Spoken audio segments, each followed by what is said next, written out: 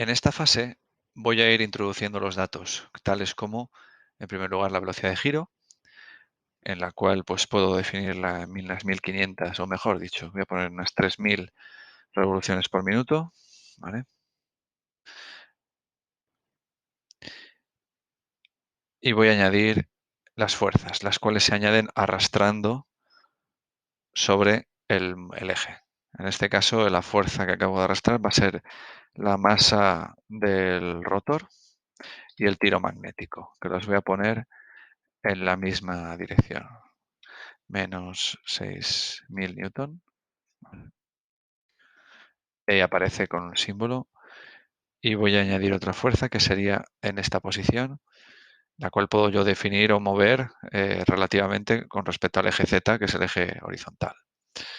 Este sería, por ejemplo, la polea.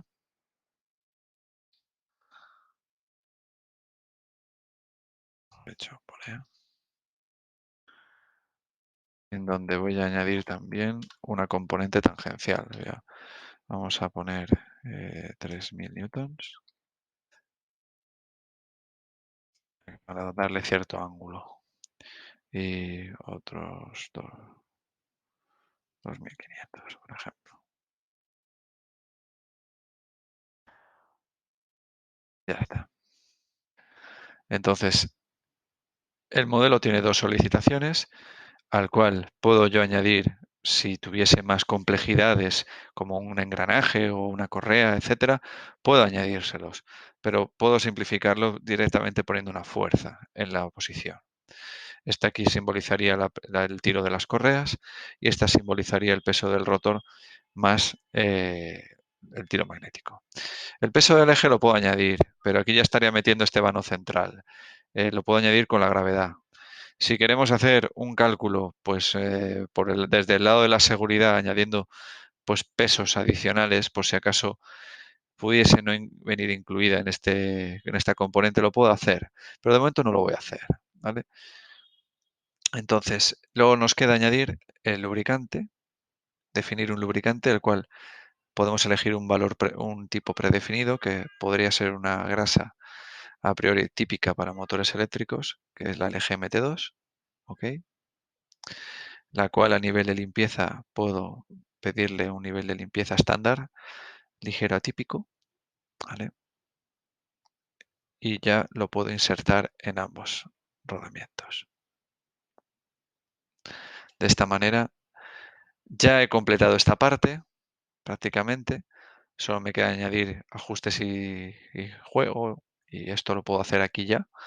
Pero también puedo ir abajo viendo lo que he ido creando. Abajo figura, como podemos ver, componentes que he ido añadiendo, como el rotor, la fuerza del rotor, fuerza de la polea, la velocidad de giro, es decir, las solicitaciones, ¿vale?, que están aquí en boundaries. Pero si empiezo en la parte del eje, yo el modelado del eje lo puedo hacer gráficamente como lo he hecho, o puedo ir añadiéndolo de una forma manual, añadiendo secciones, longitudes, diámetros. Puedo añadir un taladro en el propio eje, en algún tramo o en todos los tramos. Puedo cambiar el material si no es acero, perdón. Todo eso lo puedo hacer. O incluso puedo cambiar el diámetro externo de los escudos o el soporte donde están montados los rodamientos. Puedo poner, por ejemplo, 150 milímetros para ambos. Y se actualizaría. Eso es. Vale. Puedo incluso cambiar el material. Puedo pensar en fundición gris, por ejemplo. Vale. Y luego ya en los rodamientos, de momento no voy a tocar nada, porque en principio lo único que quedaría por tocar son los ajustes y juegos, que eso lo vamos a hacer aquí delante o aquí. Lo mismo da. Del bearing seat no voy a tocar nada, en principio son los diámetros nominales de los asientos de los rodamientos. Las solicitaciones que he ido introduciendo, tales como las interfaces del aro exterior de cada rodamiento, una fija y otra libre en sentido axial. El lubricante ya lo he añadido. También he añadido a cada rodamiento este tipo de grasa después de haber definido el lubricante que voy a usar. Y por último me quedaría ya definir los ajustes.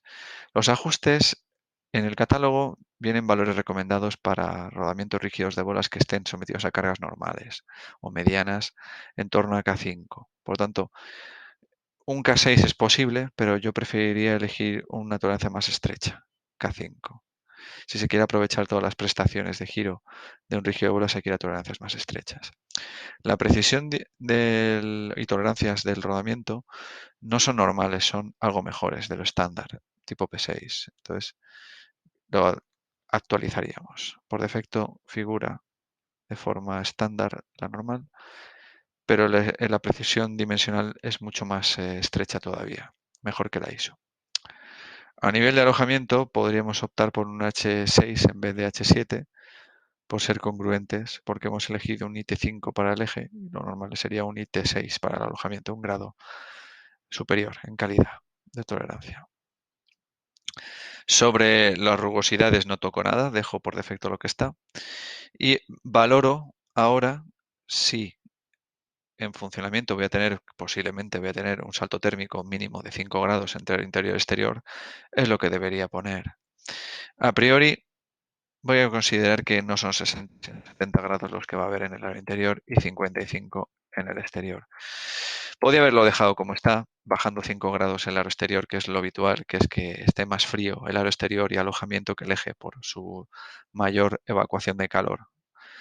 Pero posiblemente, debido a la velocidad que voy, la temperatura estimada debería ser más baja que la de 70 grados. Eso me lo va a decir la velocidad de referencia, que con el Bearing Select lo puedo calcular.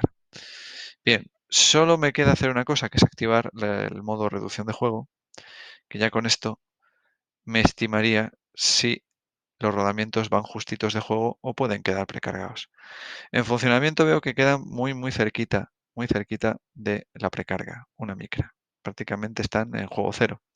Esto está bien, pero no hay que desdeñar la posibilidad de que 5 grados es una estimación mía. Puede haber alguno más en momentos puntuales del arranque. Entonces, si hubiera pues alguno más, es decir, si estuviéramos hablando de 53 grados, ya no estaríamos ya entrando en precarga.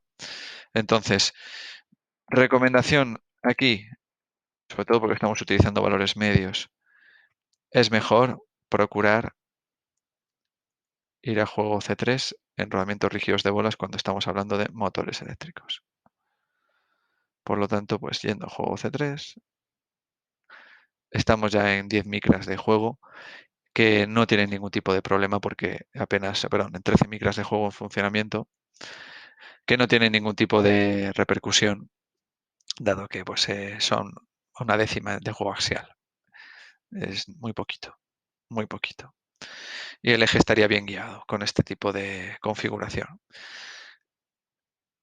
Un detalle, si yo veo el juego normal, puedo comparar ambos casos. Efectivamente, estamos hablando de apenas 10 micras más.